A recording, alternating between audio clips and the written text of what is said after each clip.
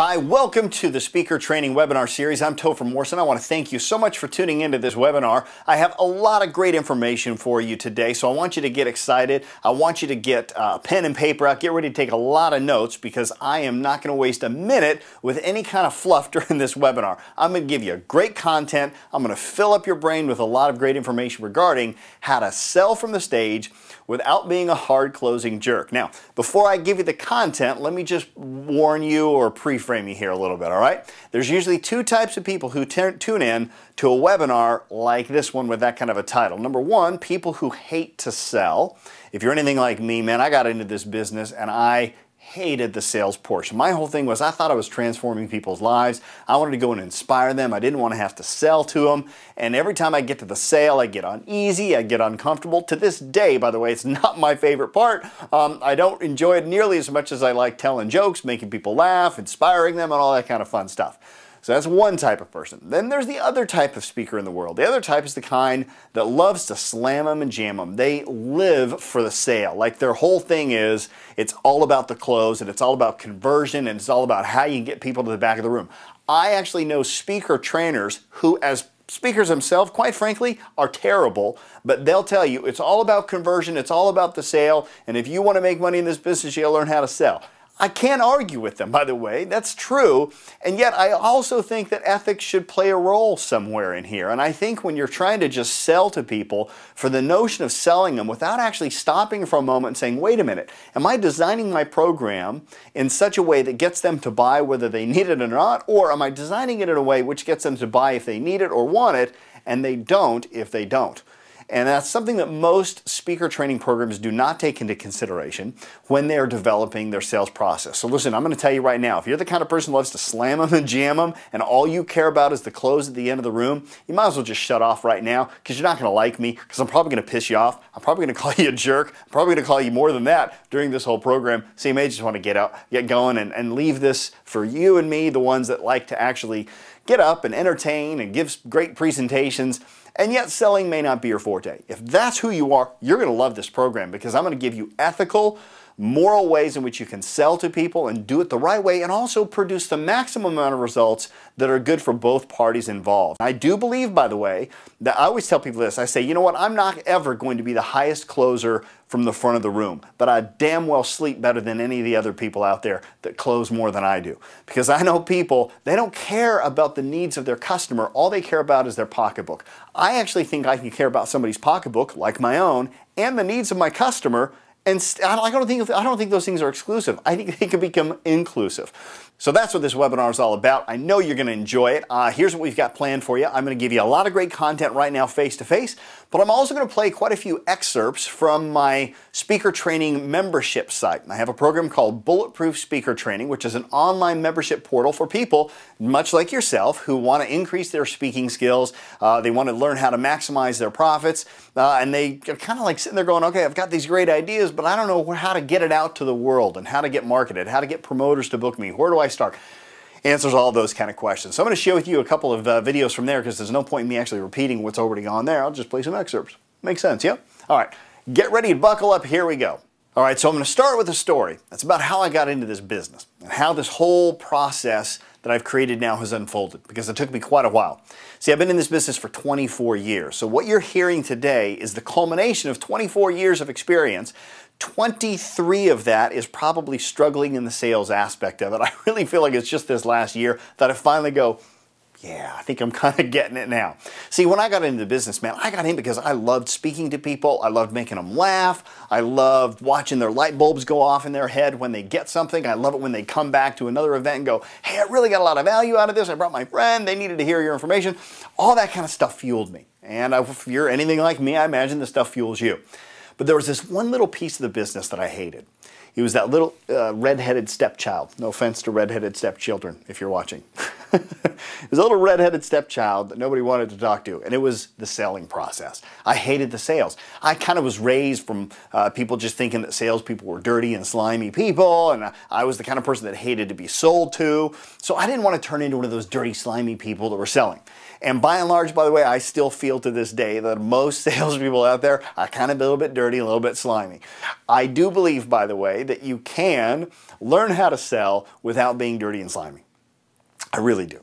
And I'm going to share with you how to do that today. Now, but here's what happened. So I got into this business, and in fact, there was this period for about 3 years where I was actually working for another speaker, and I was selling his products.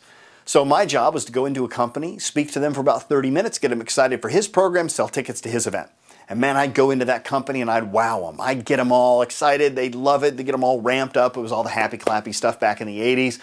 And you know, the manager come out going, that was a great presentation. You got my kids all fired up. I go, yeah, that's great. But nobody bought anything.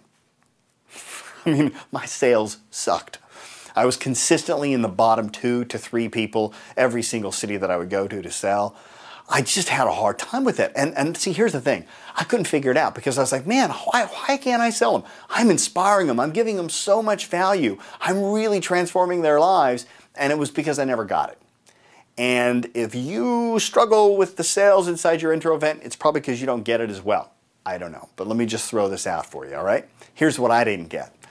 I didn't get that my job wasn't to transform their lives in that intro event. And you need to get that as well. You need to get that when you're doing an intro event, your job is not to transform their life. Your job is not to inspire them. Your job is to do one thing and one thing only. You know what that is? It's to get them into your big program that'll really create the change. Because that's where the transformation takes place. It's in the big program. It's not in the intro event. No more so, by the way, than you watching this webinar is going to transform your career. Yeah, you're going to get some great concepts out of this, but if I'm doing my job right now, I'm going to inspire you to go on and take some more information. To give you an example, I'm going to blow you away with the content I share with you today. Get excited. You're going to love it, right? And yet, this is only a fraction of what I cover inside the Bulletproof Speaker Training Program. Hell, we have 7 weeks of content dedicated exclusively to this one thing: how to sell from the stage without being a manipulative, closing jerk, right? 7 weeks. How can I take 7 weeks of information, compact it down into what, I don't know how long this is going to last, what, half, 45 minutes, an hour, who knows? So, you know, my job right now is to make sure that I share with you enough to where you realize that, hey, you know what, Topher's got some good information. He knows what he's talking about. He's a competent guy, and now I feel safe investing in him. That's really my job here today. And for some of you, you're going to get it. For some of you, you're not, and that's okay. You know what my whole thing is? While we're here today, I want to make sure that I filter through all the people who want this information for the people who don't. And if you don't want the information, you're not going to buy. But if you do want the information, I guarantee you, you're going to buy. Put my reputation on there. See if what I'm talking about really actually works. Because if I'm doing my job here, you're going to sign up at the end if it's right for you. Remember, I've already said this. What's my best interest, which is making money, and your best interest, which is getting good quality content information, helping out your business, building it, those two are not exclusive. They are inclusive. Whereas most sales trainers out there, most speaker trainers, they think it's exclusive and they don't really give a crap about your needs. They only give a crap about their own. I think I can give a crap about my needs and your needs all at the same process. All right? So here's what happened. I was just failing in sales all the time until I finally figured out, okay, yeah, I get it. The intro is for the intro and it's to sell them into the big event. Now that I got that. But you know what? I still had to shake my whole, but selling is bad, selling is evil. And I tried, man, I took training program after training program. I went to all the people learning how to sell from the stage. I went to their programs, the sales training things. I went to them all. Well, I shouldn't say I went to them all. I went to all that I knew of at the time, put it that way. And they were all the exact same. By the way, I'll tell you what, you want to go to those sales training programs, I'll tell you right now, they all follow the exact same model. They have their tragic story in the beginning, they talk about their tragedies, then they talk about how they solved their problem, and it was this miraculous problem that they seem to be holding at the same time, and they anchor all this stuff to it. They use all these group participation things. They get everybody to agree to things at least 7 times, say I, get up, they make them do their back rubs, all this crap, which is my manipulation tactics. And I've learned them all, by the way. I know them all. I can spot them a mile away. And I tried them all, by the way. And I tried them, but I was always incongruent with it because I felt like I was manipulating the audiences. And I will tell you that right now, what I'm going to share with you is 24 years of me going through that, well, 23 years of me going through that struggle until finally last year I thought, you know what, I finally got it. And I nailed it down to 4 things. And if you do these 4 things during your sales presentation, by the way, the people in the end who should buy will buy. The people at the end who shouldn't buy won't buy. Now, there's also brings up an interesting philosophical conundrum. Some speaker trainers will tell you, they'll say, well, Topher just doesn't believe in his product. He doesn't think that every single person on the planet should have one. I get it, okay? We could debate that all day long. But I honestly believe that there are people in this world who do not need to join my Bulletproof Speaker Training Program. Zig Ziglar doesn't need my help. Brian Tracy doesn't need my help. Tony Robbins doesn't need my help. I'm not saying that those guys wouldn't benefit from some of the videos that I have. I'm not saying that they wouldn't benefit from some of the knowledge inside my books. They would, but do they need it? No, they're doing pretty good on their own. There's loads of speakers out there who do not need my program. And for me to think that every single person should need it, I think is entirely arrogant. It's narcissistic. There's another word out there, a megalomaniac, right? I think for people to think that every single person in the world needs their seminar, I don't know, it just doesn't make sense. I think if you get honest with yourself, you realize that there are people who are more competent in this world than you are in the skill that you teach. They don't need yours. I'm not saying they wouldn't get value. Of course they get value. But is it a necessity? Probably not.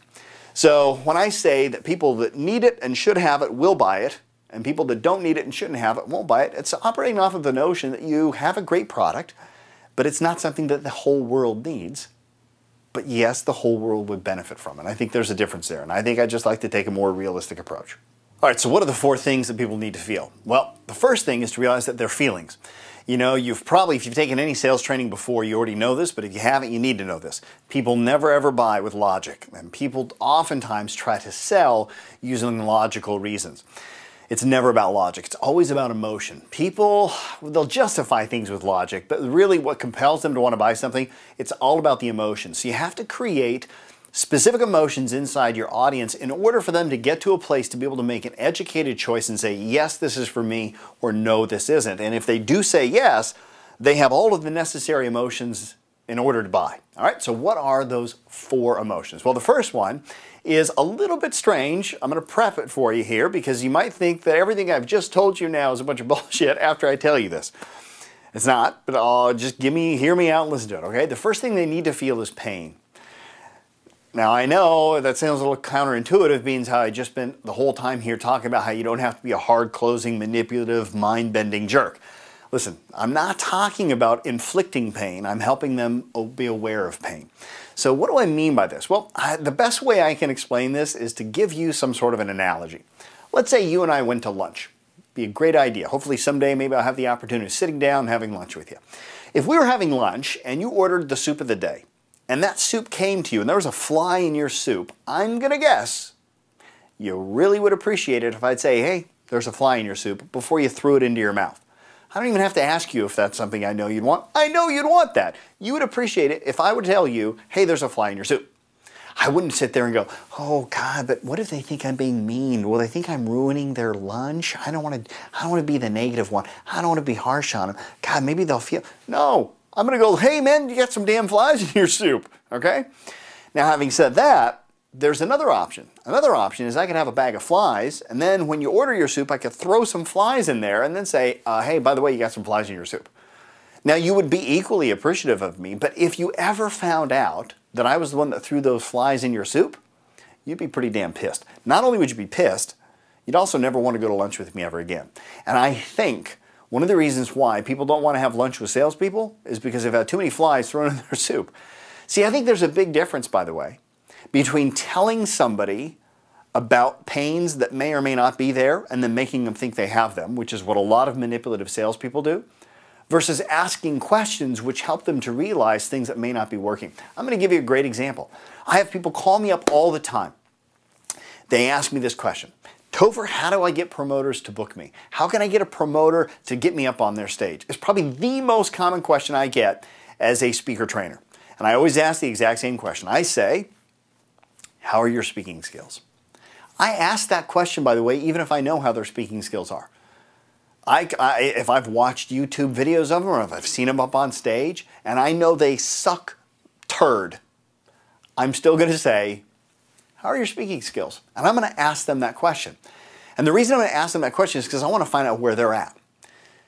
Because here's where they're probably at. They're probably going to say, oh, I'm great. I'm a great speaker. I hear this all the time, dude. I cannot tell you. I hear people say, how are your speaking skills? Oh, I'm great. I'm great. I've had people tell me I'm the next Tony Robbins. I've had people tell me I'm a female Tony Robbins. I'm a white Les Brown. I'm a black Tony Robbins. I hear this way too many times. Everybody is the most amazing speaker. I've yet to meet a person who goes, yeah, I'm really not that good. Nobody ever really gets to that point. They all think, oh, I'm an amazing speaker. Okay?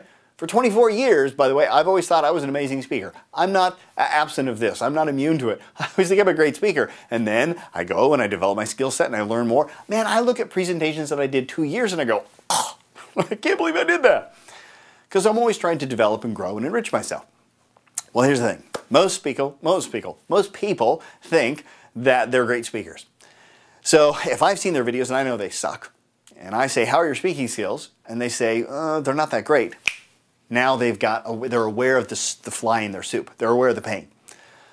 But if I sit there, oh, by the way, they might be actually good, okay? How are your speaking skills? I'm great. They might be a great speaker. But if they're a great speaker, they have a hard time answering my next question. So here's my second question. This is the question that, by the way, brings up the pain.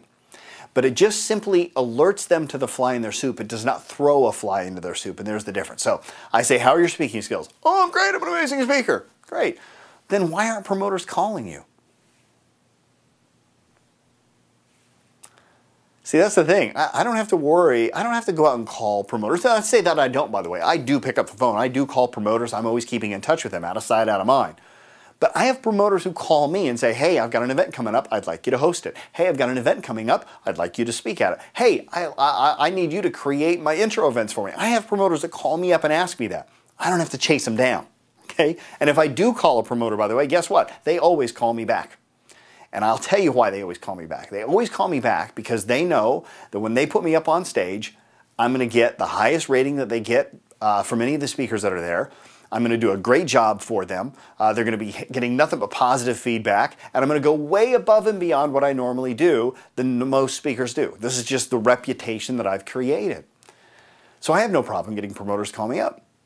But I have also committed to the craft. I spend meticulous amounts of time trying to improve my craft all the time. I watch these videos back all the time and I sit there and go, oh, that sucked. Oh, that sucked. I got to fix that around.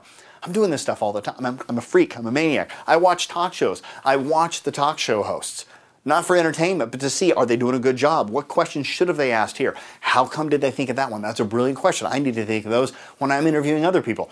I've studied professional speaking. I'm a fanatic about it. I love it. Okay, I'm a little bit weird, admittedly. So when I ask somebody, how are your speaking skills? They say, great. And I say, well, then why aren't promoters calling you? That immediately lets them realize maybe it's because I'm not as good as I think I am. Whereas if I were to do this, throw the fly in their soup, if I were to say something like this, go, yeah, I've seen your videos. You're not that good. You're certainly not as good as you think you are. Can you see how that's a big difference between how are your speaking skills, then why aren't they calling you versus, yeah, I've seen yours. You're not that good. In fact, by the way, I've tried that. And you know what it does? It really just pisses people off. They feel like I'm being disingenuous to them. I'm not. I'm actually being very sincere. They do suck. But nobody wants to hear that. Okay? So when I say pain in the present, what I mean by that is this. Unless somebody realizes what's not working, most of the time they have no desire or motivation to listen. And that's where it's about. So if you're trying to, for example, sell a nutritional program, or if you're selling a sales training program, if you're selling your coaching services, if they think their business is fine, if they think they're healthy already, if they think that their relationship is already as great as it's going to get, and they don't think there's any room for improvement, they're probably not going to listen. That's the first thing. You've got to get them to listen. So you've got to create that pain in the present. All right, now I want to take this concept of pain just slightly further and give you some advanced skills on it. I'm going to share with you a video from my Bulletproof Speaker Training membership site. And so this is kind of like a little backstage pass, if you will, to see some of the content in there. And this is going to give you another level as to why I think you need to make sure that whatever pain they do experience, it comes self-inflicted, not external, meaning you don't want to create the pain for them. You want them to discover it on their own. So enjoy this quick video.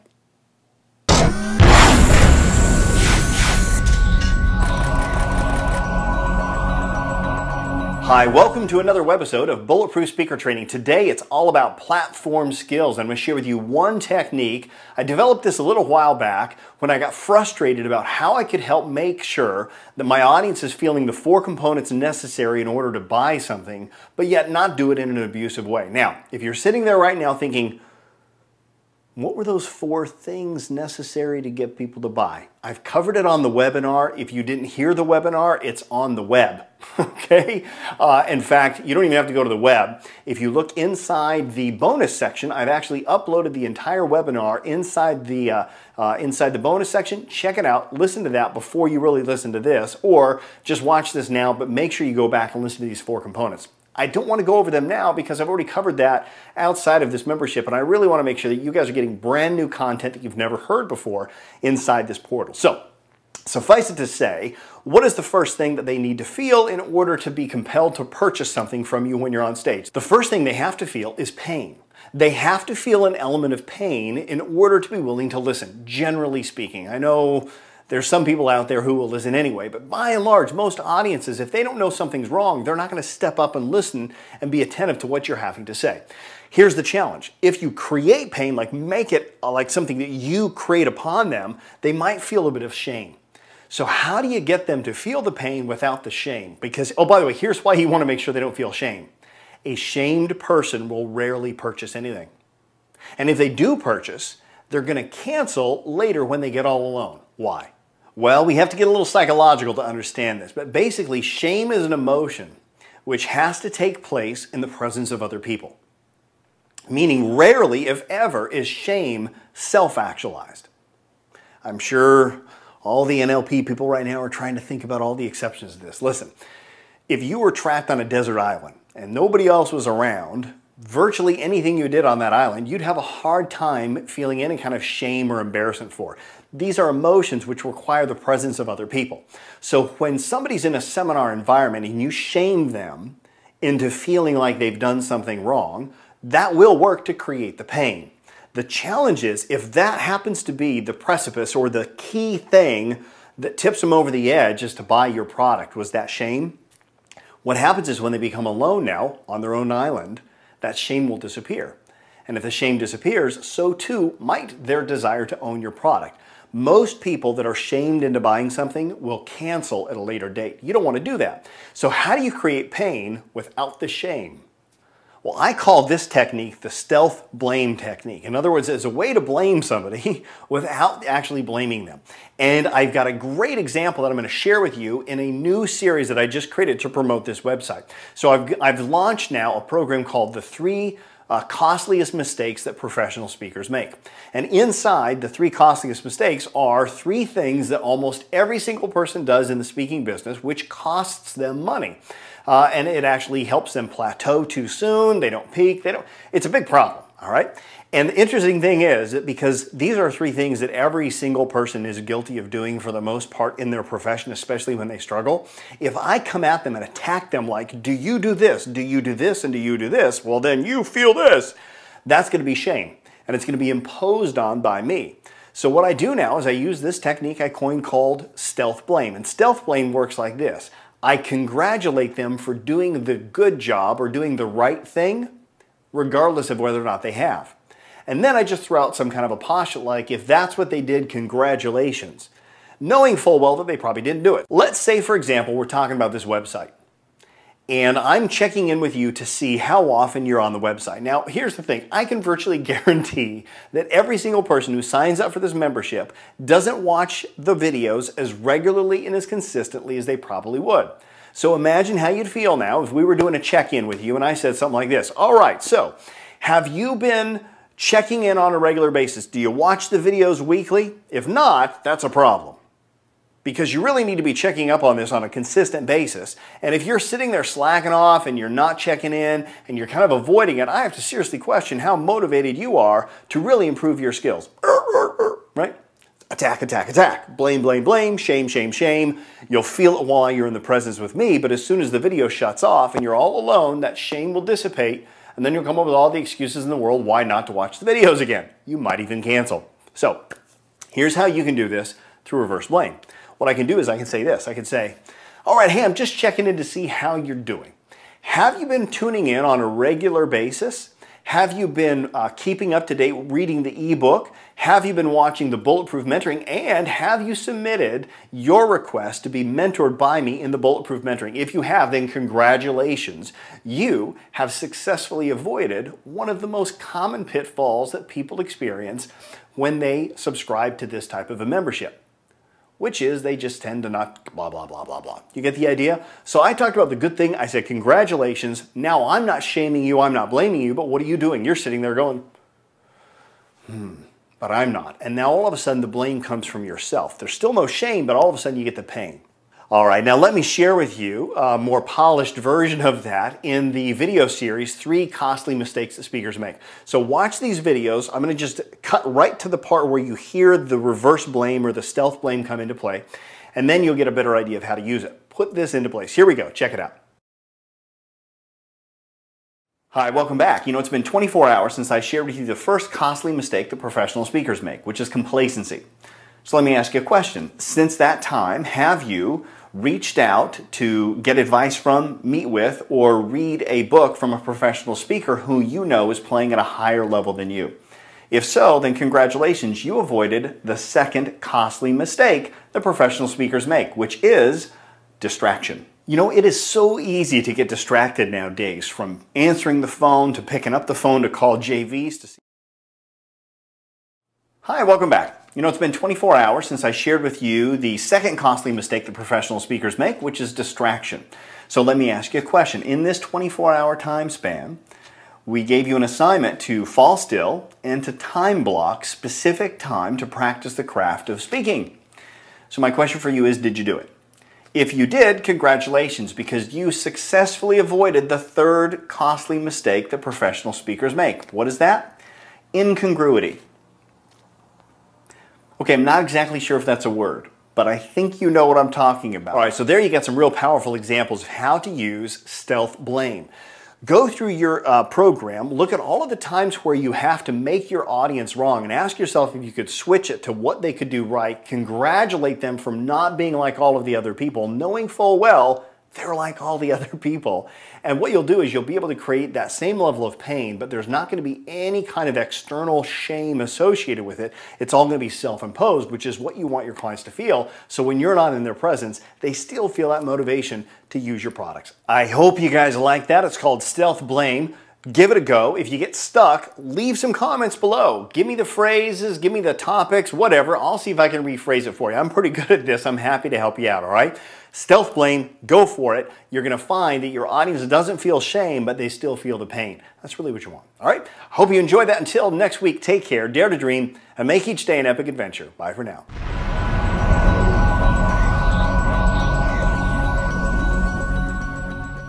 All right, one additional concept with regard to the pain in the present. You only need to focus on the pain to where they realize that their lives could be better. You don't need to dwell on it, okay? So it's the difference between showing them the edge of the cliff versus knocking them over. If you knock them over, they're not going to have the strength or the ambition to climb their way back up. Just let them know, hey, you're pretty close to the cliff there, right? So a lot of speaker trainers are really big into you need to create like 3 points of pain, blah, blah, blah. Listen, if you create too much pain, just stick the knife in and twist it and twist it and twist it, you can beat them up too far. And if you beat them up too much and you get them too miserable, then it's going to be too hard getting them back for the second element, which is very important as well. None of these things are more important than the other, although there is an order. First, they got to have a little bit of the pain, then they got to get the second thing. What is the second one? The second thing is hope toward the future. So once they get the pain in the present and they realize, hey, you know what, my life could be better, now they got to go, and I believe it can be better. See, there's a big difference between my life could be better and I just don't think I can make it happen, versus my life could be better and I know I deserve it. See, once they deserve it, once they know they can have it, then they got it. Now, question is, how do you create that hope? All right, well, I'm going to show with you another video. This is actually, I think this is webinar 19 or week 19 from the Bulletproof program. And this is about how to create the most compelling emotion inside people. This is not necessarily about just hope, by the way. This is something that will benefit you in all aspects of your presentation, not just the sell. So pay attention. And before I even show you the video, let me share with you this. None of step 2 will make a hill of beans difference if you don't connect it up to step 3. So I'll tell you what step 3 here is in a minute, but remember, if you can't connect 2 to 3, then 2 is useless. In fact, here's what'll happen. If you can't connect 2 to 3, what'll happen is they'll come up to you at the end and they'll go, your presentation was amazing. I loved you. Give me a hug. And they want to hug you and they're going to tell you you're great. They want to get their picture taken with you. They're going to want you to sign something, right? They're going to love you. And they're not going to buy. They won't buy until you connect step 2 up to step 3. So what is step 3? Well, we'll get to that in a second. But right now, pay attention to step 2 and share with you how you can create the most compelling level of hope for people toward their future.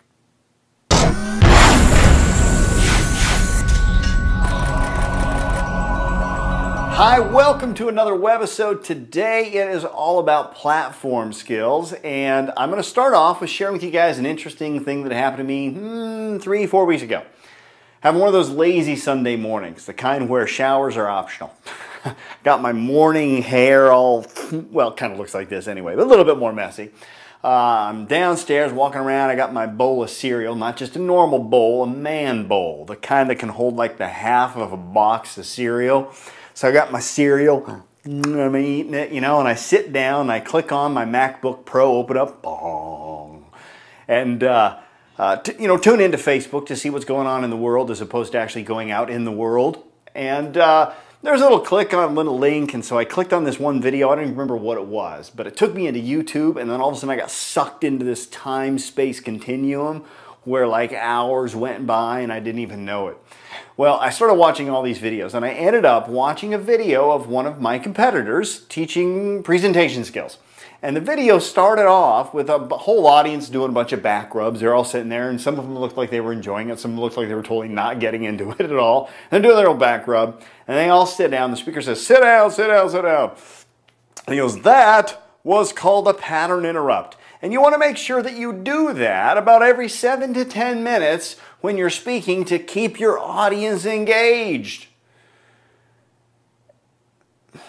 And as I sat there and I watched this guy say that, I thought to myself, wouldn't it just be more effective to be entertaining so you don't have to have your audience jump up and down? I mean, think about it.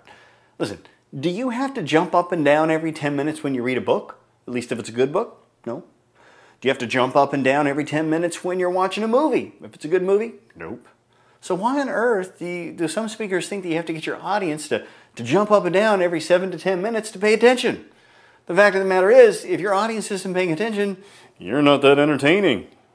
Now, I should probably take a step back for a second and let you know that I'm not against the happy, clappy seminars. Listen, if you want to have your audience get up and dance and chant and clap and stuff like that, that's cool, but make sure you're doing it for the right reasons. You see, when speakers try modeling somebody like a Tony Robbins, who arguably is like the king of the happy, clappy events, and I'm not saying that with disrespect, by the way, his seminars are awesome. I love them. They are by far and away the most entertaining programs, and by the way, not just entertaining, but they also offer good quality content as well.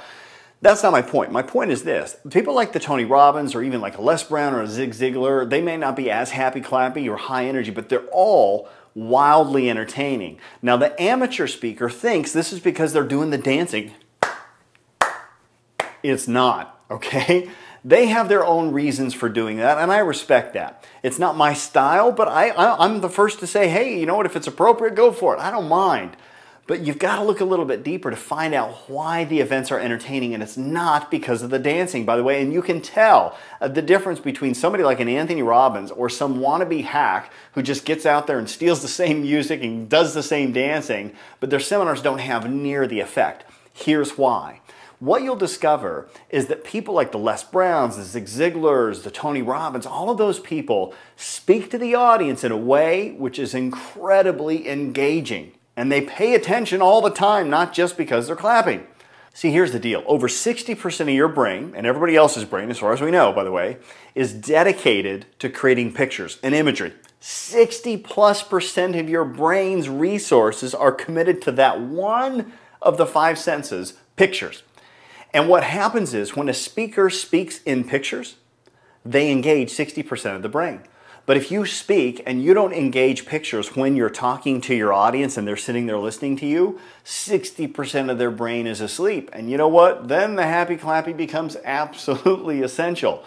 But if you look at these great speakers who are doing the high impact, high energy, they're also speaking in pictures. Now, what do I mean by speaking in pictures? I'm going to give you some examples of, like, I don't know, hack speaking, stuff where it's just empty dialogue versus speaking in pictures. And you tell me if you feel a difference. Well, I guess you can't really tell me. You know what you can do? You can leave a comment. You can leave comments and let me know if you feel a difference in these differences in sentences. Okay, so here we go. I'm going to give you the first one. My goal today is to help you take your finances to the next level. Okay, that's the bad way. Now I'm going to demonstrate the good way. My goal today is to help you walk out of this program by 4:30 p.m. knowing with certainty that you have all of the strategies necessary to buy a home with no money down, and you can flip it in less than 30 days for 3 times what you pay for it. Did you feel a difference between just becoming financially free and having a specific picture to go with that? I'm going to give you another example, okay? So let me demonstrate the wrong way. You know, when I grew up, I didn't have all the things that other people had. It was a rough life. I mean, I had it hard. Believe me, it was not easy where I came from. Hey, you paying attention? That was the bad way. Now I'm going to give you the good way. Are you ready? You know, I grew up in a town where there was only one store. And that store, by the way, was the post office, the gas station, and the grocery store combined. My entire graduating class only had 12 people. And when I wanted to dress up nice, I got to put on my brother's hand-me-downs that he outgrew before he ripped them. Did you see a difference on that one? There's a huge difference in audience engagement when they can activate 60% of their brain versus just hearing empty nominalizations that don't really say much of anything. You want another example? Here's another example. The beginning of this video, I described a lazy Sunday morning. And if I did my job right, you could see the messed up hair, you could see the big bowl, you could hear the MacBook Pro turning on, going dong. You could, you could see me surfing through the Facebook, and I created, hopefully at least, a picture of that, which would have been entirely different if I would have said something like, you know, the other day I was online and I was watching some YouTube videos, and I watched this one video where a speaker was telling his audience that they needed to jump up and down every 7 to 10 minutes in order to keep their attention. There's just not much of a picture there. The only thing that's slightly picture is the watching the YouTube that I described, and then that's kind of hard not to. But it's just so much more alive when you can put some adjectives and some adverbs and some nouns and pronouns and really get it in there and create a beautiful picture. That is your objective as a speaker. Now, you might argue, by the way, that the bad examples that I gave you also created pictures in your head. I'm not going to dispute that. They very well may have created pictures, but here's the problem with that. I don't know what those pictures are. And as a speaker on stage, when you're creating pictures in your audience's mind, you better be making sure that they're the same pictures that you're thinking about. Otherwise, you'll walk off going, man, I did a great job. That was awesome. But in the audience, they're sitting there going, man, I feel really bad. That didn't work very well for me because they had a completely wrong picture. This is the point of specific language. It creates both the same picture in your brain as in with your audience brains. Now, we're going to talk about the importance of that in the later webisodes, but for right now, let's just focus in on that when you're speaking in front of a group of people, you create pictures. Or should I say, let's just focus right now on the next time you're in front of an audience of 1,000 adoring fans, and they're sitting there and they got smiles on their face, and you're standing up so proud on that stage, 3 foot high up, you're looking down on them, and you can feel that connection between you and your audience, and they're literally hanging on every word you say, sitting on the edge of their seat, taking notes, ready for the next little gem that you give them. You'll realize it's all because of the pictures that you create in their mind. Are you beginning to understand the importance of speaking with imagery? You know, if you study the best speakers out there, the ones that you admire and respect, the same ones that I do as well, we all know their names, right? You're going to discover that they're all brilliant wordsmiths, and they can come up with the most amazing pictures. This also, by the way, explains why some people are great at selling from the platform and others aren't. You know, if you haven't created successfully a picture of your audience member owning the product that you're trying to get them to buy, they're probably not going to buy. But if you can use your words to have them feel it and hear it and taste it. By the way, when I say imagery, I'm not just talking about the pictures, I'm talking about everything, all of those sensations, but the imagery is there. So those pictures, it's like movies. What happens is, then when they can see themselves owning the product, they're more inclined to buy the product. Keep that in mind as well. Now I gotta tell you, by the way, doing this on the fly, I wouldn't recommend it. If you try making this stuff up as you go when you're on stage and winging it, as a lot of amateur hacks try doing, you're gonna find that you have a lot of ums and ahs and you're stumbling for your words and you're like, no. It's not gonna be smooth, all right? Believe me, I know you don't think this, but the speakers that you admire and respect, they rehearse, they practice, they drill, they get this stuff down. They consult with people and say, should I use this word or that word? And they work with the words that work the best. And that's what your job is to do. It's to practice, it's to rehearse, just like a great musician who practices hours and hours on end to make it look so effortless when they do that guitar riff. That's your job as well, is to make it look like a normal conversation on stage, and you have all the words there, and you can even sometimes, program in the ums and the ahs to make it look like you're in thought. I'm never in thought. Ooh. Plan it out. Rehearse it, practice it, create the best imagery, and you're going to love it. And by the way, having said that, let me create some imagery. Are you ready? Stay tuned. You're going to love next week's webisode. Next week's webisode, I'm going to go where no other speaker has gone before. We're going to dedicate the entire webisode to burping and farting on stage. It's going to be one of my personal favorites. By the way, ladies, I get it. I know you don't ever fart. You don't ever burp. Watch it. Humor me anyway. I might even throw a shard joke. Ladies, if you don't know what that is, ask your male friends. They'll tell you. You're going to love next week's segment, farting and burping. Woohoo! All right. Until then, take care, dare to dream, and make each day an epic adventure. Bye for now. All right, now you get the concepts for how you can create those feelings of hope. You got to create vivid imagery. The next question is this: how do you create the most effective imagery? Well, it all goes down to one simple concept. You cannot wing it. Don't wing it. Don't speak from the hip. Have it rehearsed, okay? The best salespeople on stage, the ones who create those frenetic frenzies all the way to the back of the room, they know every word they're going to say before they say it. And I will tell you right now that the times when I've had to make stuff up in the sale, it's never as compelling as when I have the whole thing rehearsed, the whole thing prepared. Trust me on this one. If you really want to create the most compelling sales for you, and you want to do it ethically to where it's inclusive of their needs and your needs at the same time, you have to rehearse. It's just a part of this business. You would never expect an Olympian to go to the Olympics and not practice. You would never expect a musician to get up on stage and not practice. Yes, I suppose once they hit to a certain level of skill set as a musician, maybe they don't need to practice 6 hours a day, but how many times have they practiced 6 hours a day to be able to get up on stage? And this is the one thing that I see most amateur speakers fall prey to, is they don't rehearse enough. So let's just take this imagery one level further. I want you to imagine now you're at your next intro event. You already know exactly what you're going to say. You've scripted it out word for word. You know exactly that within the first 5 minutes they're going to experience some level of pain. You know that within the next 15 to 20 to 25 minutes they're going to be feeling nothing but hope toward their future and how it can be better. Yeah, we'll get to the other third step and the fourth step in a minute, but just imagine now getting to the end where you're delivering your presentation and you're seeing light bulbs literally going off over their heads. You're seeing the audience starting to nod their head, smile, agreeing. You see people raising their hands and asking you what we call in sales buying signals. Questions like, where can I learn more about this? Or questions like, what would you recommend I do next? Or questions like, do you have anything else that goes into more detail on these things? All of those questions, by the way, they're buying signals.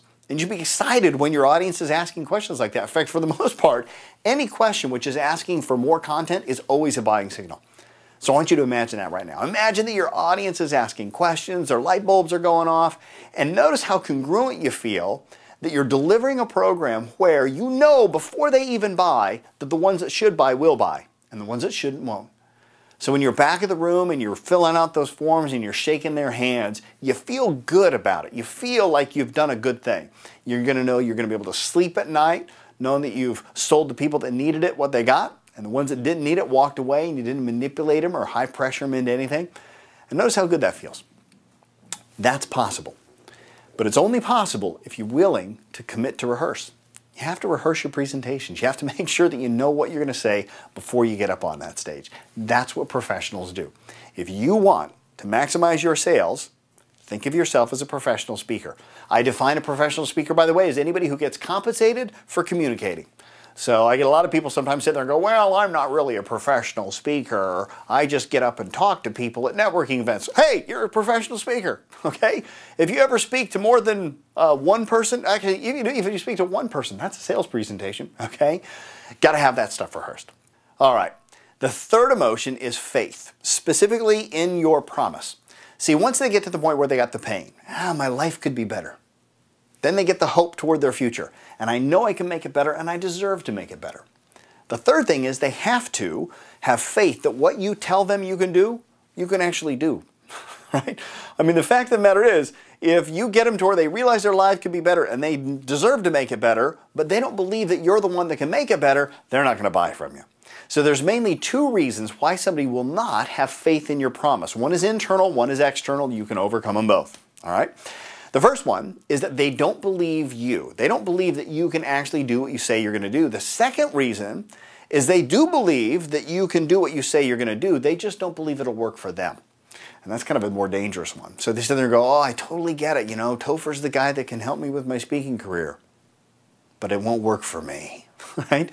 So how do you get them to believe you? Well, there's a couple of ways that you can do that, and one of them I've actually been demonstrating inside this program. I hope that I'm being as transparent as I possibly can be.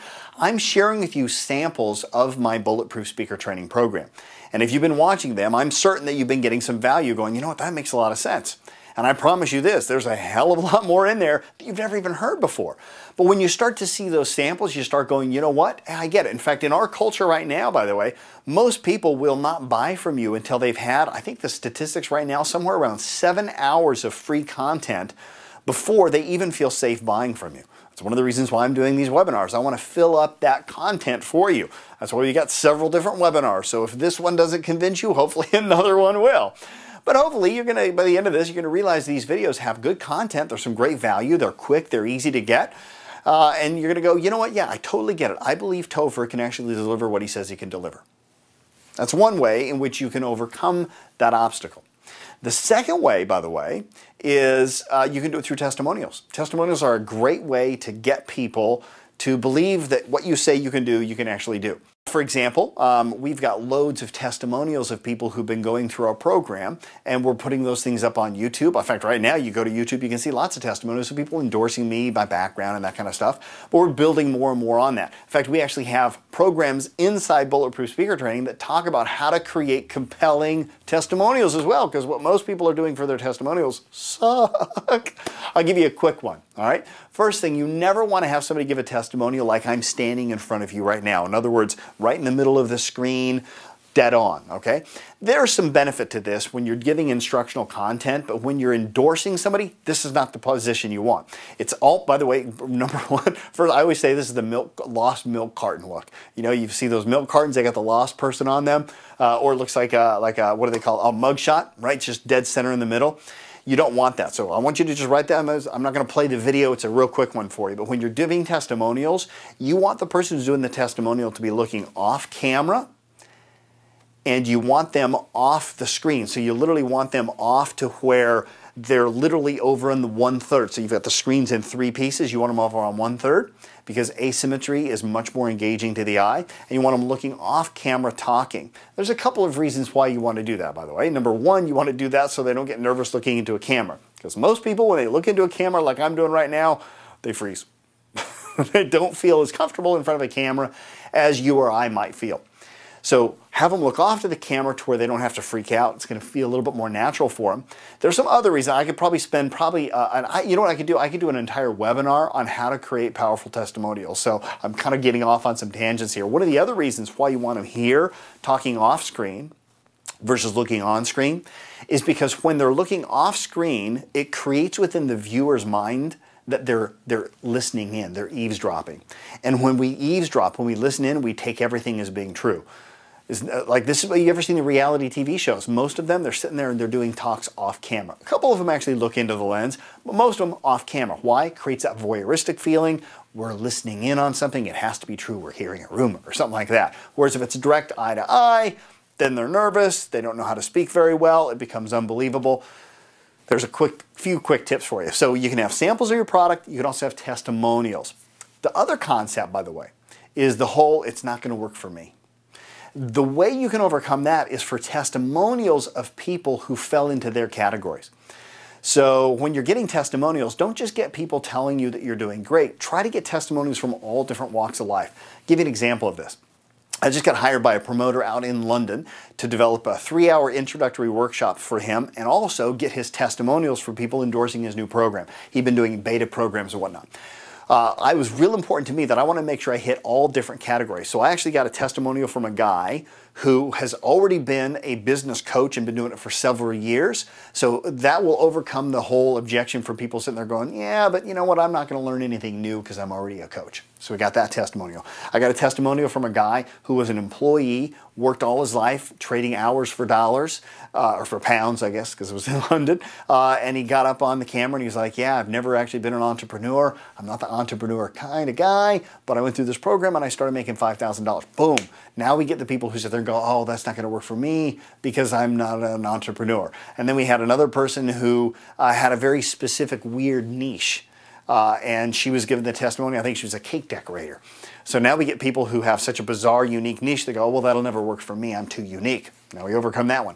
So you want to hit different testimonials for different types of people and hit all different walks, so when people are watching the testimonials, they'll get to that one where when they go, well, it won't work for me, all of a sudden they go, oh, but that person's just like me, I guess it will work for me.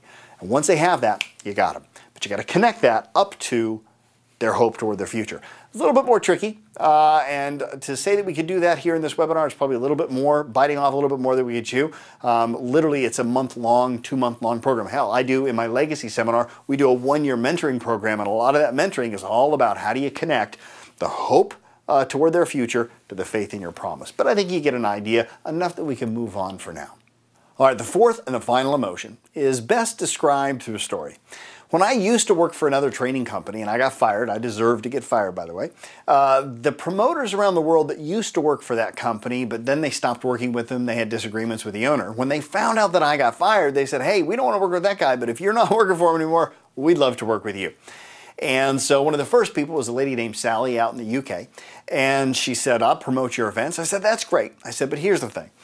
I don't want to be like all those other seminar speakers who have these fake buy-today specials. I'm sick of it. The world is more educated now than ever before. They realize that there's no such thing as a seminar special, intro discount. All that stuff's bullshit. And by the way, if you're sitting here watching this and this is an alarm or news to you, you're sitting there going, what? What is he talking about? Trust me, when you go to intro events and they give you these special prices, it's all bullshit, okay? If you don't believe me, call them up the next day, say, I'm ready to sign up, but I only wanted to get it if I can get that deal, and they'll give it to you, okay? Let me tell you, at the end of the day, they want to make a sale, they'll give it to you for that deal, okay? I'm sure there's a few exceptions out there, but they are the exception, they're not the rule. The rule is, it's all bullshit, all right? And I didn't want to be one of those guys. So I told Sally, I said, listen, here's the thing. I've got possibly the world's best program out there right now in the market. It doesn't deserve to be discounted. It deserves to be doubled or tripled. So here's what I want to do. I don't want people to sign up because they get a special deal. I want them to sign up because it's a great program. And if they're not smart enough to realize that, we don't want them in the program. She goes, I like the way you're doing business. I said, great, let's do it. So we went out, we had these intro events. We didn't have any buy today specials. We said, here's the price, and it's going to be the price today, same price as tomorrow. You don't even have to sign up for day if you don't want to. You can sign up later. You can show up the day of the event. It's the same price. I don't want you to sign up because you're getting a special deal. I want you to sign up because the seminar is special. It's that good. I want you to go for that reason. And nobody bought. Remember that thing earlier? I said 23 years took me a while. Took me a while to figure it out. And I don't remember how many people we had in the first event, but I'm going to guess it was somewhere around 6 or 7. Pretty pathetic. I think the second one we did, we had maybe 11 or 12. We didn't have a lot. And finally, on the third program, I had what I call my come to Jesus meeting, which was I kind of had to come to the notion that, perhaps I was giving the public too much credit. Perhaps people aren't wise to the fact that these are fake discounts, and maybe they buy them. And all of a sudden I thought, crap, that means I have to become like all those other speakers that do these fake discounts. I don't want to do that. But then I realized something. My purpose in life was bigger than that. My purpose in life was to transform lives, to give people the knowledge that they deserve, to give them a good, fair price for a lot of great information, and do it in a way which inspired them and let them go, this was the best thing that I've ever done. And I knew that I could do that, and I didn't want to sacrifice that by doing these stupid fake discounts. But I had to acknowledge how the human mind works. And to deny how humanity operates is foolish, and I was being foolish. So, you can judge me or not. I had to sit there with my ethics in one hand about not wanting to have those fake discounts, and reality in the other hand. I had to balance that out. And you know what I chose? I chose reality. I was willing to sacrifice my ethics and come up with some bullshit fake discount to serve a greater good, a higher good, which was to deliver content which could transform people's careers. And I did that. Now, you can judge me if you want, by the way, but you put yourself in the same shoes, you're probably going to make the same decision that I did. Because at the end of the day, it does me no good to hold on to that ethic if I go out of business, because then nobody gets the higher value. So you know what I realized? Humanity works. They need urgency. That's the fourth thing, by the way. If you don't give a person a reason to buy, and to buy right now, they probably won't. And you like to think that your program is so good that they can walk away and they'll come back tomorrow. Guess what? Life is busy. They're going to find something else to do. I cannot tell you how many times I've had people say, I'll give it some thought. They don't give it some thought. They get distracted. All right? You got to give them a reason and a reason to buy, and it's got to be right now. So you got to create some urgency. Now, there's several different ways that you can create urgency. And I do believe, by the way, that you can create urgency in a moral and an ethical way, not in an immoral and unethical way. That almost sounded the same there. Hopefully you figured that out. I spoke pretty quick. So in other words, I think you can still create urgency, and if you have those fake bullshit discounts, you can do that. By the way, I've got them as well. But you can do it in a way that's not skeevy, I guess, or douchey. Yeah? How do you do that? Well, there's a couple of things you can do. First off, realize that people will actually respect you and honor you if you have an incentive that you hold on to. So I'm going to give you another story. I used to have a program called The Mental Game of Life, and one of the things that we did to overcome the objection of having people to fly all the way out to America when I was selling it in London or Australia is I'd get up on stage with 5 airplane tickets. And I'd say, I've got 5 airplane tickets here. These tickets are going to go to the first 5 people who sign up for the program. I've only got 5. I'm only going to give out 5. If you show up in your number 6, you can give me all the excuses in the world why you should have been number 5. It ain't going to happen. And I can already see some people getting up and running to the back right now. That's cool. The first 5 people get a free ticket, free flight to America. And they were legitimate coupons for the price of a ticket from the UK or Australia over to America. We built that into the price, obviously, okay? And you know what, I'll tell you, the first time I did that, I had the 6th and 7th and the 8th person come up, and they said, oh, well, I didn't get here, but that's not fair because I was in the front row, and I shouldn't be punished because I was sitting in the front row and I couldn't get to the back. And I thought, well, that makes a lot of sense. And I said, okay, and I gave them a ticket. And all of a sudden, I'm giving out like 6, 7, 8, and I'm going, oh, I'm being a douche, I'm being unethical, right? I just said something on stage, and I'm breaking my own rule. The next time we did it, I thought, you know what, I'm going to stick to it this time. And next time we did it, I said 5. People came to the back. We had 6, 7, 8, 9, 10. People going, I want my free ticket. So I'm sorry, it was the first 5. They go, but that's not fair. I was sitting in the front row, or I had a broken leg, a crutch. You can't discriminate. And I said, listen, the fact is, life sometimes isn't fair. It is what it is. You know, you could sit there and complain that you didn't get the plane ticket because you were in the front row and they were in the back row and it's just a 5-minute walk for them, but you got more value from the program here than they got from being in the back row, so you've essentially already got more money's worth. I say, listen, you wouldn't respect me if I had it. I only had 5. They're all gone. Do you want to go to the program or not? And you know what? I discovered something. People still went. So, if you're going to do a limited quantity, I cannot stress this enough, honor it. Otherwise, you're just unethical. Okay, you're lying to your audience. Don't do that. So if you have a limited quantity, the first 5 people, the first 10 people, honor that. Believe it or not, people will still sign up. I promise you they will. Because at that point in time, they've already bought. They already want it. Does that make sense? So once they've already bought in their mind, they're going to buy, okay? Even if they don't get the free tickets or the free discount or whatever it is. That's one way. So you can do limited quantities available. You can also make those legitimate limited quantities available. For example, I've got an event that I call Speaking to the Media, and we can only hold 12 people at the event, and the video is very clear about that. We're promoting one out in London right now, and it just sold out. So all I'm doing is I'm booking a second day, and I'm going to stay over. And you know what? That second day is going to sell out as well, because now the people that put it off went, holy crap, it actually sold out. I thought that was a bullshit thing. Nope, it's sold out. So you can do limited quantity, like the first 5 or the first 10 people get a bonus. That's cool. You can also do limited quantity in terms of there's only X amount of seats, but you have to honor that if you do it. It'd be real tempting for me to go, well, we can fit another 2 in. No. Can't do that. I said that 12 was the max. 12 is the max, okay? Let's see here. So you've got limited quantities, limited seating. You can also do buy-today specials. Those are the ones that I don't like because I think pretty much by now people realize it's bullshit, but it still does work, okay? So you can do a buy-today special. It's normally this price. We're going to sell it to you for this price today. I just want to, honestly, I want to vomit every time I hear a person do that, so it's not my thing. Because it's bullshit, because you're going to get that special deal anyway. In fact, by the way, I've got a special price for you on Bulletproof that you can't get if you try signing up at the main website. But listen, you could watch this webisode, you could watch another webisode. It's always the same price. It is a discounted price, but it's not like the only day you're going to get it, right? So I'm a little bit more open and honest about that one. So you've got special price. You can also do, this is a cool thing, you can also do special services. So for example, the first 5 people, or if you buy today versus tomorrow, you get a 1-hour consulting session with me. You can do things like that. Any of those type of incentives to get people to say, listen, this is worth it. I want to do it and I want to do it now. Get them to the back of the room and get them going. All right. So you got to have that urgency. If you don't, they're not going to buy. All right, now I've got 2 more videos to play before we get to the end of this webinar. The first one takes this notion of urgency one step further. And it doesn't talk about strategies that you can say, but in terms of how you use your body to create more of a believability with regard to those offers that you're giving. So enjoy this quick video. This is actually, I think, webisode 70 inside Bulletproof Speaker Training. Enjoy.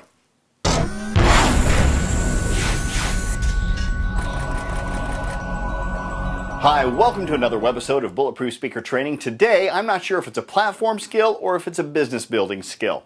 The reason for that is because I'm going to be talking about what you should do on stage, but it's going to help you make money. So is it a platform skill or is it a business skill? Not too sure myself. Anyway, it's great information. You're going to need it when you start to make your sales on stage. Let's talk a little bit about this. When you go to make your sale, if you remember from the YouTube video that I have called the 5 power positions, which are 5 nonverbal positions, if you've not seen that yet, by the way, go check it out. I've included a link to it here on the membership site. It's free. I'm not going to repeat myself in here. No sense paying for something you can get for free. But I am going to take it to a completely different level that the people who watch the free stuff don't get. And what is it? Well, it's all about which ones you need to be using when you're delivering your sales pitch. So here's the thing. You know me, you've been watching these videos long enough to know, you know that I'm not a hard closer, you know that I can't stand those people that use manipulation tactics and hard closing sales techniques to get people to run to the back of the room. But I'm going to unpack a little bit about how that works, why it works, and then some alternatives which I think are a little bit more ethical. So if you remember from the video, and if you haven't seen it yet, stop this one, go watch the power positions video. But if you remember from those videos, there's 5 positions. The first one, these are no order of importance or anything, they all have different purposes, is leveler, where your hands come flat like this. The other one is called computer, where you bring your hands across, kind of make a box shape with them. Then we have placator, where your arms are open. And then we also have distractor, where everything's a little bit crazy and asymmetrical. It's good for humor. And then we have blamer, and blamer is the one where you're really invoking some shame or some guilt. So those are the 5 power positions that you'll use. Which one should you use during the sales position? Well, I can tell you right now that the people that love to get those mad rushes to the back of the room and slam them and jam them and twist their arm and get them to buy product, they love using the blamer stance. And the reason for the blamer stance, they'll even go like this. They'll go, you go right back to the back of that room and you sign up for that program. Don't worry about what your other people are thinking, and they just point like crazy. Gives a great position of authority, lets people do what they're told. We've been trained to do what we're told when people point at us. The problem with that is, if you remember from the video we talked about earlier called The Shamed Listener Will Not Buy, the emotions which are invoked when you blame somebody or point at them is shame and blame. And a shamed listener will never buy. And if they do buy, their buyer's remorse is very high. I know one professional speaker, New York Times bestselling author, loves to point at his audience. Man, he's blaming people left and right. He's pointing at them all the time. And he literally shames them to go to the back of the room. He's like, if you can't figure out that you're not worth that, then I don't even want you in the event. So get out or go to the back of the room. And he just like goes crazy on them. He also has the highest return ratio of anybody out there. So he has about a 50% refund rate. Now, his argument for that we've talked about in videos in the past, but it's basically, he's like, look, even if I have to do 50% of the refunds, there's another 10% that I wouldn't have got had I been nice and soft on them. Makes sense, I get it, all right? But I'm just not that kind of person. I only want people to buy that should buy. So that's one that you can use, but it's going to create a higher level of refunds for you. One that you never want to use is blamer. When you're trying to sell something, you're saying, just go to the back of the room. You're really going to like this product. It's a really good program for you. When you're in the blamer position, you're asking for position. You lose all of your authority. It's not a great thing to do when you're selling. If you're trying to get logical with people, first off, you need to realize that logic never sells anything. It's only emotion that sells things. So when you go into a computer pose and you become cerebral or logical, it's not going to produce the result that you're looking for either. So I would avoid the placator. I would avoid the computer. And also avoid the distractor. You don't want to be joking around and being goofy during a sales presentation. Keep your sales presentation light and fun. Use that as a pattern interrupt perhaps. But really, there's only two emotions or positions that you want to do for selling. One is the blamer, which if you know, if you've been paying attention, creates what? Buyer's remorse. So it's not my style. It's too hard for me. The other one is the leveler. The leveler position is the one that conveys honesty, openness. It's basically saying, listen, this is the way it is. Here's the deal. And if you go into a leveler position, especially when you're telling them that your prices are a fair deal, this is a great deal. You're not going to get this deal anywhere if you're like into using those kind of things. That's why I'm fine. I pass no judgment on it. But when you're giving out the prices, you go into leveler. And when you're a leveler, it becomes believable. When you're a placator, you're asking for permission. When you use blamer, you're telling them to go to the back, but they may or may not really want to. They're just doing what they're told, and they're going to regret it later. Because remember, when they're shamed, when they get alone, once they're alone, they can't feel those feelings of shame anymore, so then they regret it. Boom, they pick up the phone, they get the refund. So those are your 5 positions, but those are your 2 top ones, the blamer and the leveler. You know, just look at the difference. When I say, this is a great deal, go to the back of the room now and take advantage of it, versus, this is a great deal, go to the back of the room now and take advantage of it. It completely changes the way you feel about things. All right, makes sense? Hope you enjoyed that one.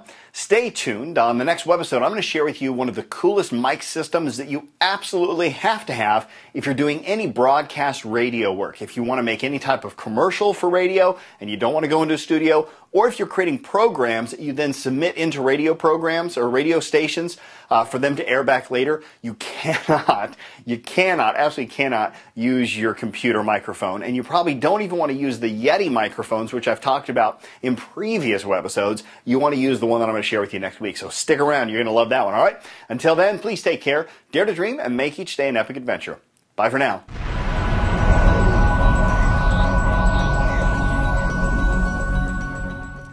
All right, well, there you go. You got your 4 emotions that'll allow the people that should buy to buy so you can sell without being a hard closing jerk. You got the pain in the present, the hope toward the future, connected to, the faith in your promise, all followed up with a sense of urgency. So I'm guessing that by now you probably have some questions. Yeah. So if you have questions, I want to remind you, enter them in that box somewhere down here. I don't know where it's at, but it's around there somewhere, okay?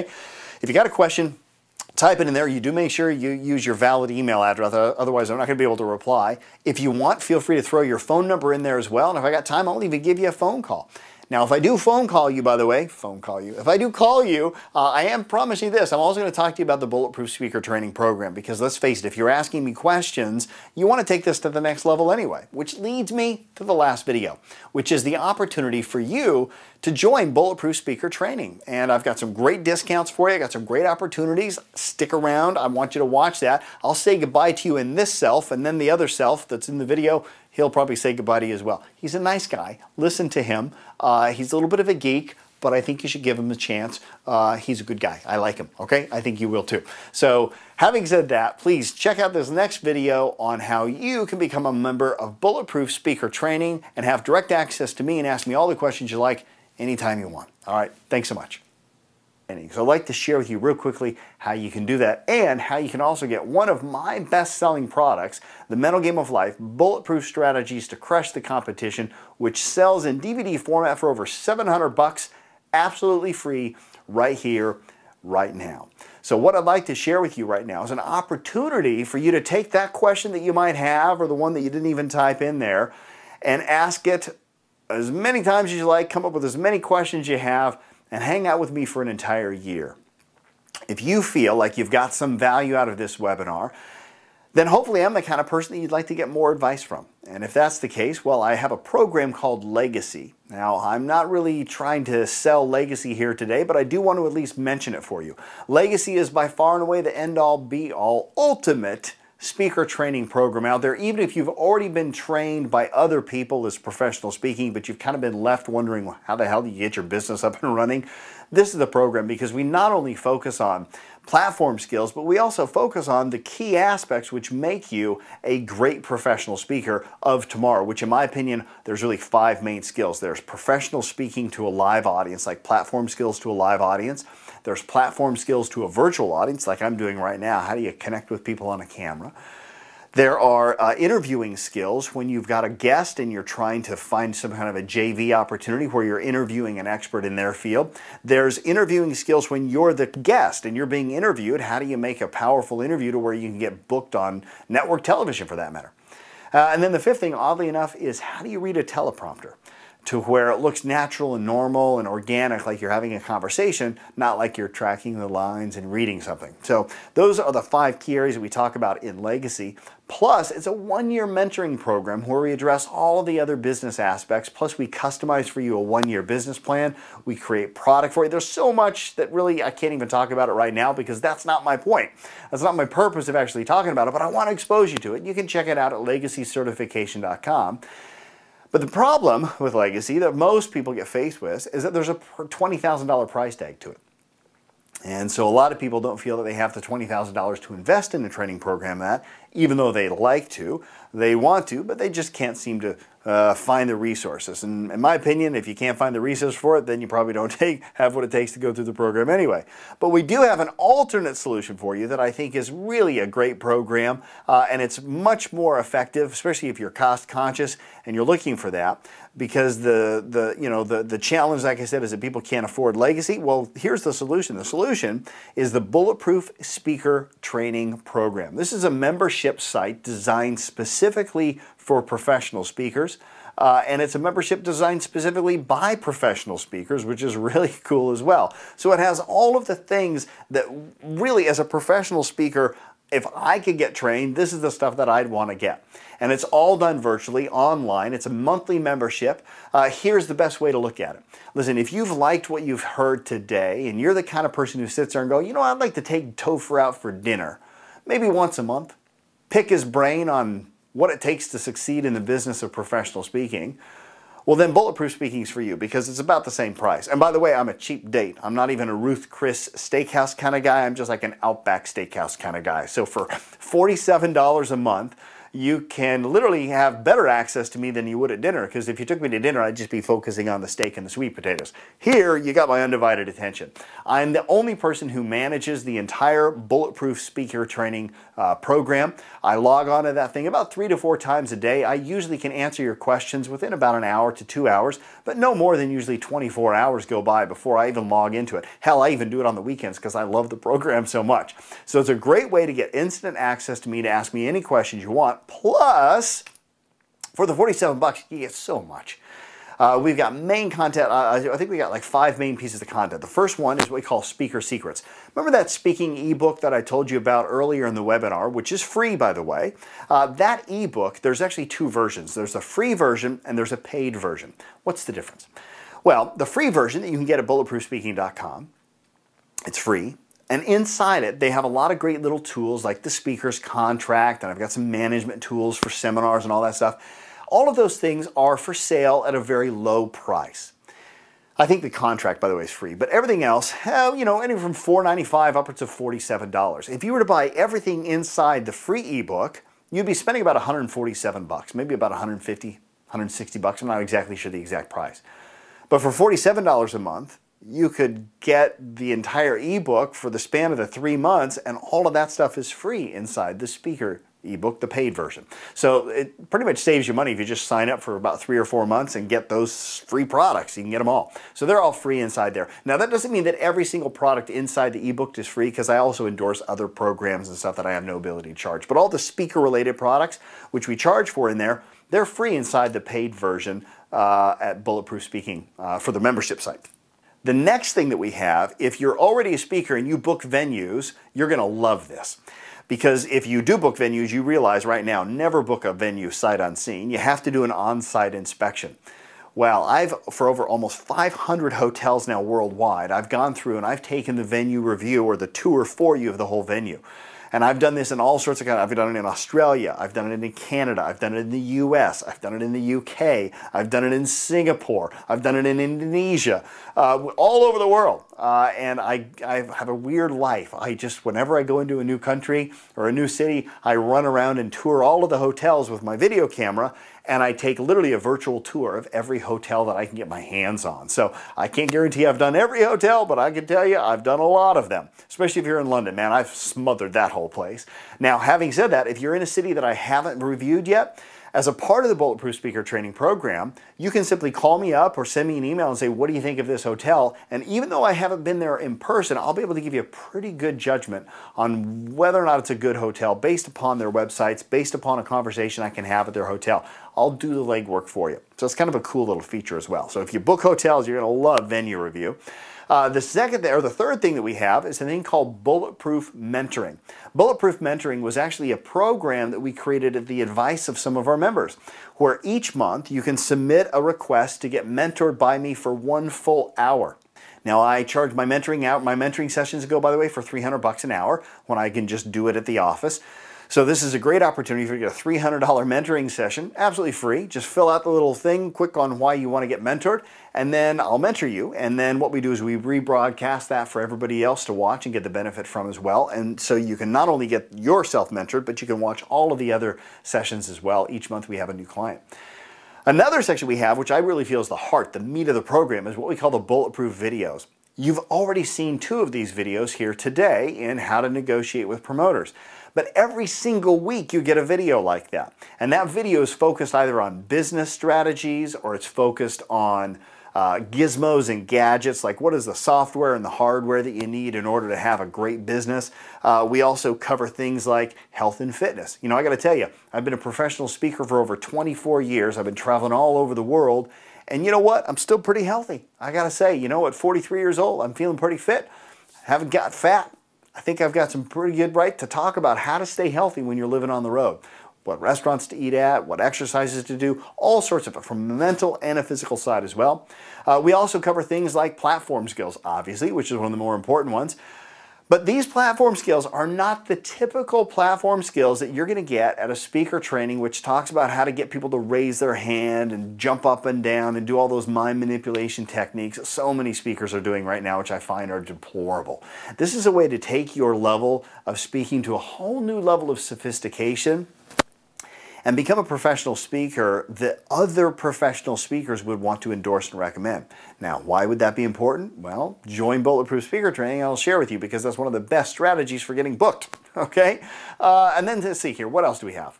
Oh yeah, we've got the Legacy Mentoring as well. So for those clients who do go to my Legacy seminar and pay $20,000 to go to the program, we do bi-weekly mentoring sessions with them. And what we've done is we've taken 12 of the most powerful mentoring sessions we've ever had, and we post them inside Bulletproof as well. So each month, for the first 12 months, you'll be able to not participate into the mentoring sessions, but kind of be a fly on the wall and listen into their conversations, which is really cool. I mean, you can't even put a price tag on that. Well, actually you could, 20 grand, and you get it all included inside the program. Now, of course, we also have a bonus section. The bonus section I'm not going to talk about because you shouldn't sign up for what's in the bonus section because they're bonuses. But I will tell you that we have a lot of cool surprises for you in there. Believe me when I tell you, at $47 a month, you're going to be getting a minimum of $470 worth of value every single month inside this membership program. Now, here's where it gets really cool. For those of you who've paid attention to this webinar and you've stuck around, I want to reward you and thank you for that as well.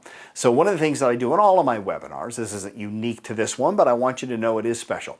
And that's for anybody who sticks around and listens to the entire webinar, you have a unique opportunity. You don't have to sign up for $47 a month. I'm going to let you do it for a trial offer for the first month. Now, don't get excited, by the way. I'm not going to give it to you for free. I'm not going to give it to you for $1, but I am going to give it to you what I think is a pretty fair rate. That's $5 for the first month to try it out. That first month gives you full access, just like if you were paying $47 your first month, so it doesn't restrict you. And you're going to get a good idea. You're going to get 4 of the videos, 1 a week. You're going to get the venue review. You're going to have instant access to all of that. You'll get the first 4 chapters inside the ebook. You're going to get a lot of content in that first month for only $5. And if that's not enough, I also have included as a special bonus for anybody who signs up during this webinar, access to my entire DVD collection called The Mental Game of Life, Bulletproof Strategies to Crush the Competition. Listen, I sell this DVD program for over $700 on my website. We've uploaded all of these videos to the online membership portal, and you can watch them all for only $5. That's a pretty good deal. So even if you don't want to be a professional speaker, which I would question why you've been watching this whole thing, so I'm sure that you are, but even if you just wanted to watch it for those videos, that's a great deal. Try it out for $5. If you like it, you can stay a member and it'll just auto recharge on your credit card at $47 a month thereafter. You can cancel at any time. There is no obligation. You don't have to make a long-term commitment here. You can try it out for $5. You go again next month. If you like it, keep going. In fact, every month, essentially, you can just try it out. And at some point in time, if you find you don't like to do it anymore, you can just simply cancel. No harm, no foul. So there's my offer for you. I really hope you take advantage of this. Listen, if you are serious about becoming a speaker, you need this content because you can't get it anywhere else. It's original, it's unique. And you know what? The fact is, nowadays, more than ever, competition's tough. There has never been a greater level of supply and a lower level of demand for speakers. So what that means is that if you really want to succeed as a professional speaker, you have to do everything you can to distinguish yourself and make yourself stand out. One of the ways to do that is to become a member of Bulletproof Speaker Training. Here's another cool thing about the program, by the way. The cool thing about Bulletproof Speaker Training is that it's a subscription basis, but unlike a lot of subscriptions where if you don't read it or watch it, it expires, man, that's not how this works. This encourages you to stay a member for as long as you can because even if you don't watch the videos and you just let a couple of months go by, it's no big deal. When you finally log on, all of the content that's been accruing for you is still waiting for you there. So you'll never have to worry about the whole use it or lose it policy. We don't do that.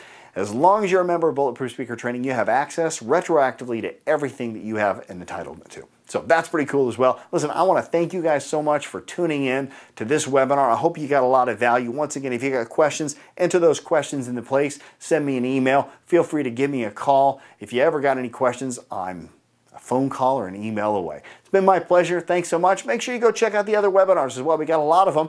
We're always trying to come up with new ideas. If you got an idea for a webinar, put that in there as well. And who knows, maybe in the next month or so, you'll see that as a webinar as well. Until then, please take care, dare to dream, and make each day an epic adventure. Bye for now.